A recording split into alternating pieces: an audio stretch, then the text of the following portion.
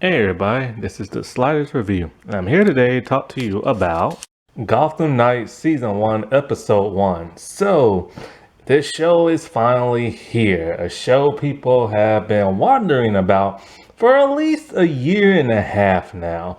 And so the big question is, how was the first episode? Was it any good? Was this show worth keeping and canceling shows like Batwoman and stuff like that?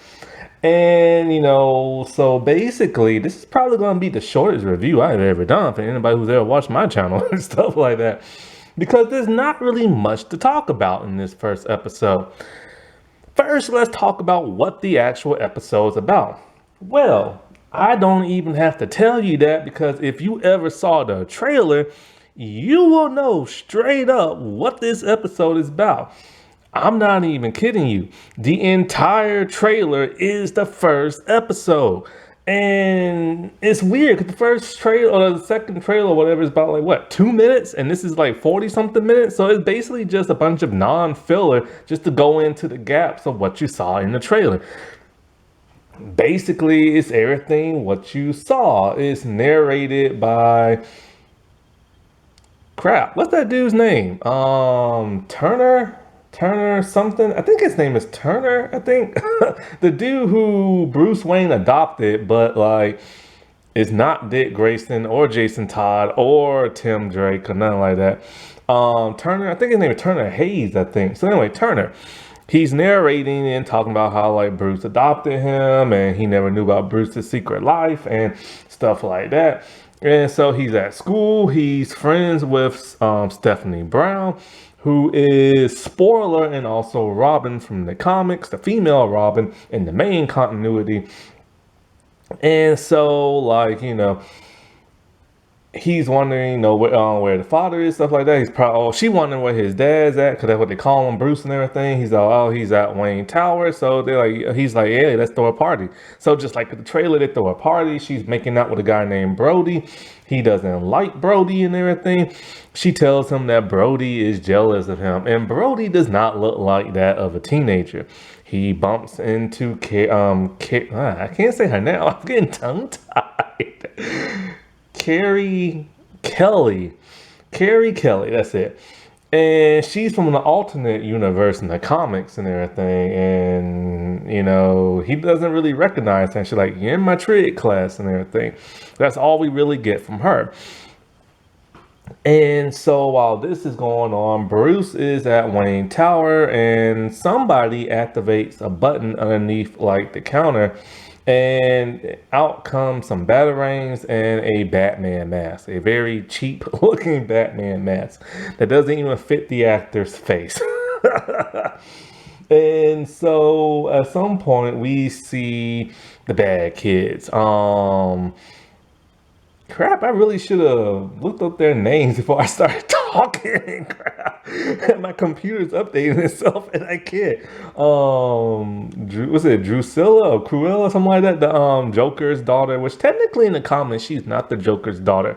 She keeps saying she's everybody's daughter, so you don't really know who she is. I think her last name is Dent in the comics, because she's supposed to be Two-Face's daughter or something like that, but she keeps saying she's the Joker's daughter, but whatever for the show, you know what I'm saying? And then there are the two brother and sister. And I don't remember the brother and sister. I forget their name. Crap, dude. I'm really uninterested in this show, because I told myself, this looks like another CW show, or looks kind of boring. But then I told myself, you know what? It might actually be good. So give it a chance and everything. So I gave it a chance. And so I will say this first episode is a bit more interesting than that of Naomi, but not by much. So I need to see another episode, because I basically just saw the trailer. So anyway, they're hired to do a job, to steal something from the safe of Bruce Wayne. And so, but inside is a gun, a revolver gun. And everybody didn't know it except for Drusilla. I'll just say Joker's daughter, except for Joker's daughter. She's the only person who knew. And so Then they see something. They see the window's been busted open and somebody wrote on there something about bat and something about dying, something like that. And the question is, how did they not see that giant window broken when they came in? But they're probably so distracted, you know what I'm saying? They probably didn't realize it. And there we see him, Bruce Wayne, dead with a Batman mask on his face.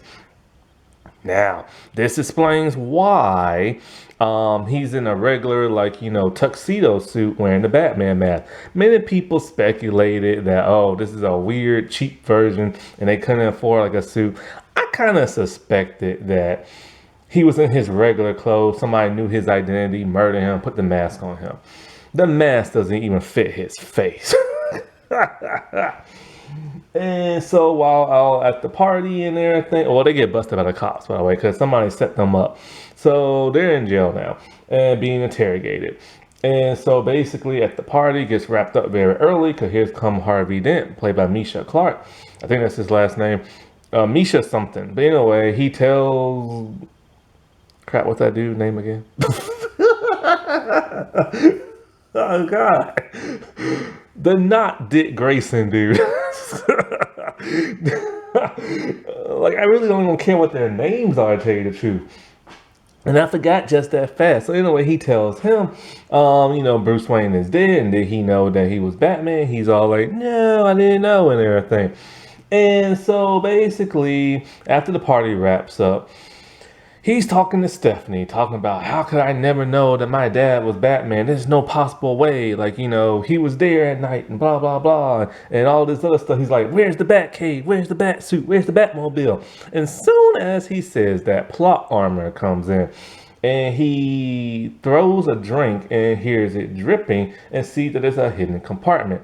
He pushes down on it and boom, there's the entrance of the Batcave. That's a pretty messed up way to get into the Batcave. Anybody can just lean up against it and press down.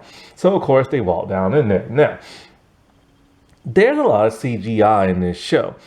The city, for the most part, is a combination of real city and CGI city. They even have the Gotham GCPD blimp from Batman the Animated Series. That was a nice touch, you know what I'm saying? For the most part, the city looks okay. It has a dreary, brownish, kind of muted palette, similar to that of Christopher Nolan in the Batman Begins movie. Remember when everything had kind of that brownish tint in the city, but then he dropped it for like a blue tint in the next movie and stuff. It has that brownish tint to it. So for the most part, the city looks good for all this CGI looking way. And the Batcave's okay. It's basically what you saw in the trailer. I do like that it's mostly a cave. Because like it really bugs me when it's like a warehouse looking thing or this big high-tech electronic stuff. But I do like the fact that it's just a cave with a couple of metal floors and, metal this and that, like staircase and stuff like that. The Bat computer is about the cheapest thing I've ever seen. It's literally just a flat screen computer. I'm all like, this shows they have no budget. I mean, they couldn't afford to make like, they couldn't afford to make a fake looking computer, like a giant one, or they couldn't afford to like buy a big flat screen TV. Seriously, man. It's like it's like 3 panels and everything, 3 monitors, and it's just it's pitiful. That computer is pitiful and everything. And so like at some point in time, here's more plot armor for you. So while they're in the Batcave and everything, they're shocked, they're surprised and everything like that. So the next day is the funeral, and what is that dude's name? Crap. Non-Dick Grayson. So he's at the funeral. He gives a big CW type speech, right? And so like at the funeral, we see Carrie putting down a rose on Bruce's like coffin and everything. So then the next, like later on and everything that day or whatever, him and Stephanie are down in the Batcave again, wanting to use the Bat computer to see if they can find out, like, who hired those people to kill Bruce. because so far they got 3 suspects, they're teenagers and stuff. And like, um, and it's like there's no safeguards on the computer. And, so let me stop for a second and just talk about some of the things I talked about, like just because I don't feel like going like scene by scene, because basically you can just watch it on TV or you can watch it on the app. And so acting's mid and everything. And so like, some people can do a bit more better and some can't. The main guy, he needs a bit more personality and stuff. I get he's trying to play the preppy guy, but for the most part, the acting is mid. The episode is just mid, okay. It's just all right. There's nothing fancy about the episode. There's not a lot of action. The person who played like the Joker's daughter, she does a pretty cool job trying to be like the wacky, Harley Quinn type and everything. And so, the one who plays Stephanie Brown, she's supposed to be very, very smart because she's the Clue Master's daughter. She acts like she's bored in the show. Even Misha acts like he's bored in the show. Misha acts like he doesn't want to be there and stuff. And so, like, the dude who plays Brody, he just doesn't look like a teenager. But, like, Stephanie says he's jealous, what I'm saying, whatever non-Dick Grayson is and stuff. But this is when non-Dick Grayson pushes him up against the wall, wanting to fight him and everything. And I believe his parents, one of them is March, the dude who plays Owlman in the comics from a different world. Now, Harvey gave Bruce a coin that has an owl on it. And he said, this was Bruce's. I guess it was, and he wanted him to have it, stuff like that. And this is, of course, the Court of Owls, because, they're supposed to be in, like, the show and stuff like that. And so far, ain't much is happening other than what you just saw in the trailer. So in a way, they used the Bat computer, and there's no safeguards. And so they looked at every bank in the world, because Batman computer can just hack every like bank computer in the world and everything like that. And so when they figured out who's hired the people to kill Bruce, they made it seem like it's non-Dick Grayson. So of course he gets framed, and here comes the plot armor. They're all like, they wonder how long it's going to take the cops to find out, and they're like, oh, not long, because they're looking on the surveillance cameras, and there's the police banging down the door. Now here's the interesting thing, right? That's huge plot armor. It literally just happened. But this is how stupid non-Dick Grayson is.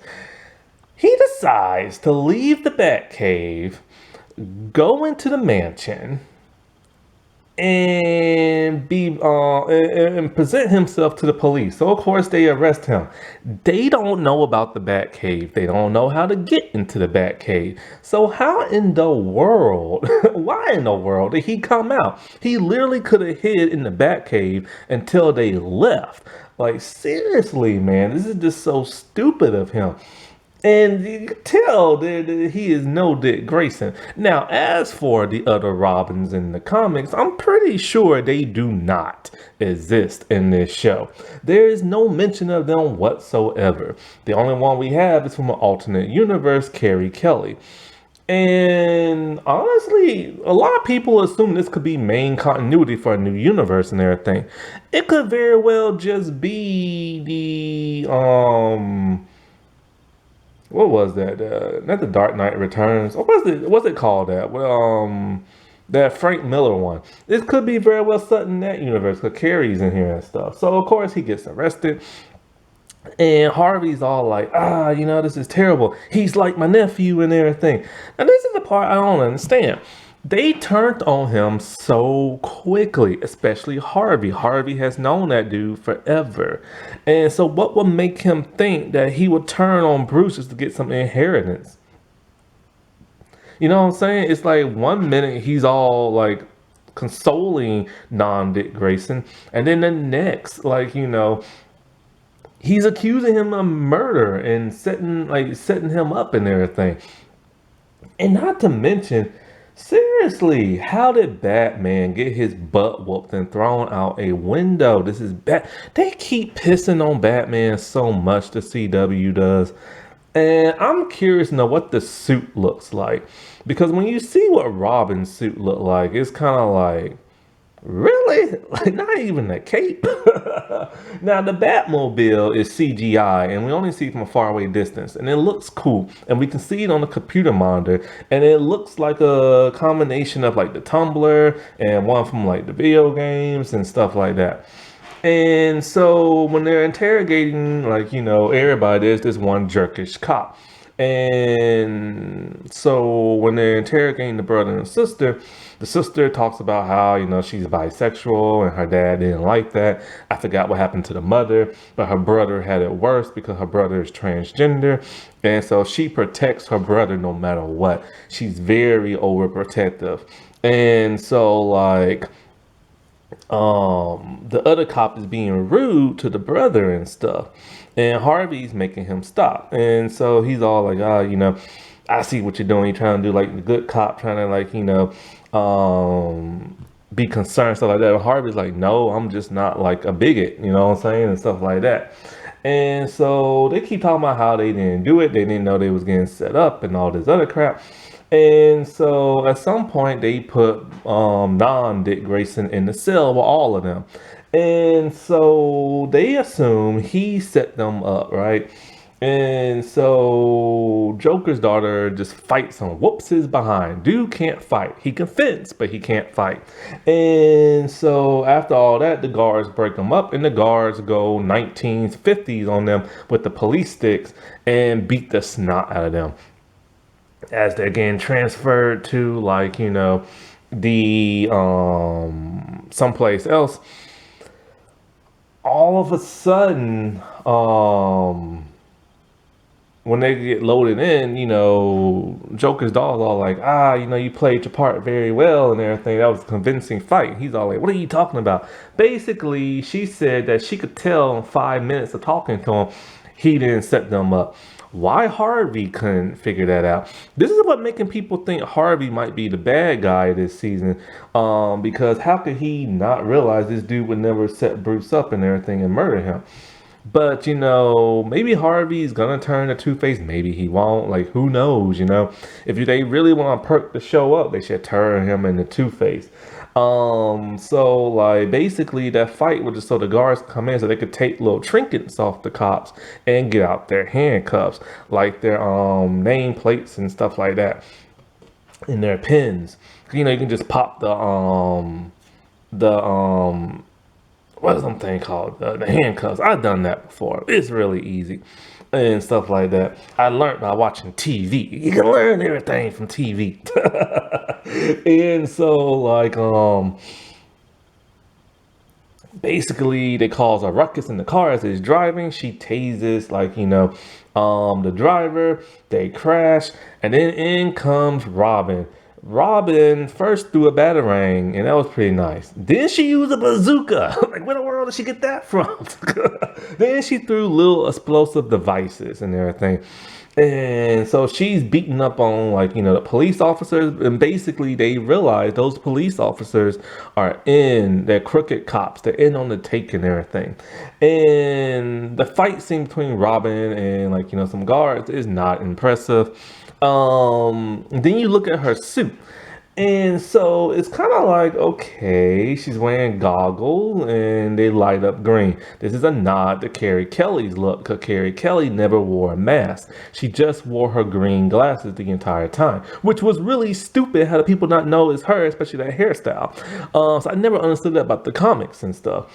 But her suit is just an all black spandex outfit with a leather vest, and the vest is really stupid looking. And I'm just like, no cape, no colors. Why did Bruce put her out in the field like that? And so, they're all like, just like the trailer, like, I hope you brought the Batmobile. She's like, nope, just my mom's car. Wow, that's convenient. And if cops were to see that. And so her and Dick Grayson are talking about, like, you knew my father better than me and blah blah. She's all like, not really and everything. And so, but she didn't really know him that well, but she knew him well enough to like go out in the field and everything and be Robin. So basically, they go to a place nobody will find them. It's like this clock tower that him and Stephanie hang out with. And so this is where they're going to hang out at now. So I'm assuming they're not going to be in the Batcave no more. And so Stephanie's in the Batcave and she's looking something up. And not quite sure what she's looking up because I didn't have time to read it. And so it basically ends and everything. Now, in this show, there is no Alfred. No Alfred whatsoever is mentioned. This is probably because of his solo series, and this is why Alfred's not allowed to be in it. The dude who plays Bruce, you never see his face. It's always the back of him. This makes no sense. I get why they don't show Batman. They always show the back of Batman's suit when they in other shows, but they always show his face. Maybe because when you look at the actor who's playing him, he doesn't look like a Bruce Wayne and everything.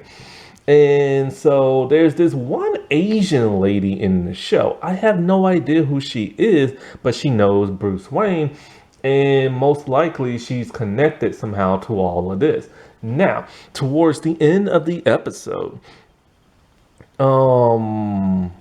I think it's the brother, he stole a watch off the cops and they're like, oh, they must be on a tape because this is how fancy this watch is.